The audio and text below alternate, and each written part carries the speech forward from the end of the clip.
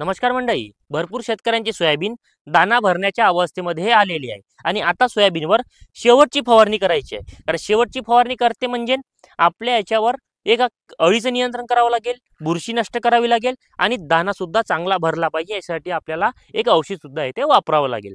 तर नेमकं फवारणी कोणती करायची ही सगळ्यात महत्त्वाची फवारणी असणार आहे. त्यामुळे तुम्ही व्हिडिओ शेवटपर्यंत बघा. तर आता अशा कंडिशनमध्ये जर शेतकऱ्यांचे सोयाबीन असेल दाना भरण्याच्या, तर आपल्याला इथे वापरायचा एक कीटकनाशक. आता कीटकनाशक तर 10 रंगाचे. आता वापरायचे कोणते? तर याच्यामध्ये तुम्ही ॲम्प्ली गो वापरू शकता, सिजंटा कंपनीचा, म्हणजे लॅम्बडा सायलोथ्रिन प्लस क्लोरॅन्टिनिपोल हे वापरू शकता.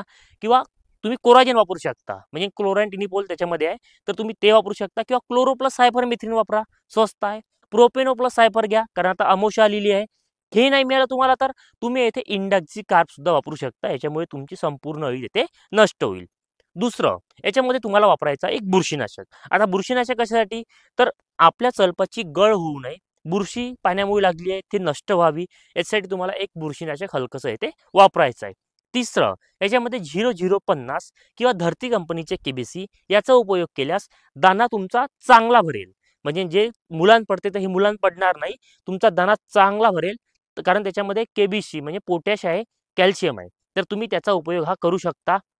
त्याच्यानंतर तुम्हाला येथे राहिला प्रश्न, तुम्हाला जर 0050 जर मिळालं नाही तर केबीसी वापरा, केबीसी मिळालं नाही तर 0050 वापरा. तर सोयाबीनच्या सध्याच्या परिस्थितीमध्ये दाण्या भरण्याच्या अवस्थेमध्ये फवारणी कोणती करावी याच्याबद्दल माहिती होती.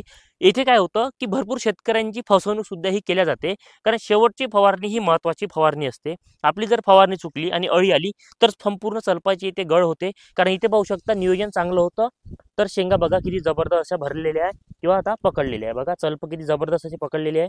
तर अशा प्रकारे जर तुमच्या शेतामध्ये जर नियोजन चांगलं असेल तर तुम्ही सोयाबीन पासून सुद्धा चांगलं उत्पादन घेऊ शकता. अधिक माहिती आपल्या यूट्यूब चॅनलवर आपण टाकलेली आहेच, तुम्ही त्याची सुद्धा बाकी व्हिडिओ पाहू शकता. तसेच तुम्हाला जर ही माहिती आवडली असेल तर आपल्या यूट्यूब चॅनलला तसेच फेसबुक पेजला नक्की फॉलो करा, यूट्यूब चॅनलला नक्की सबस्क्राईब करा. तुमचा शेतकरी मित्र राहुल शिंदे. धन्यवाद.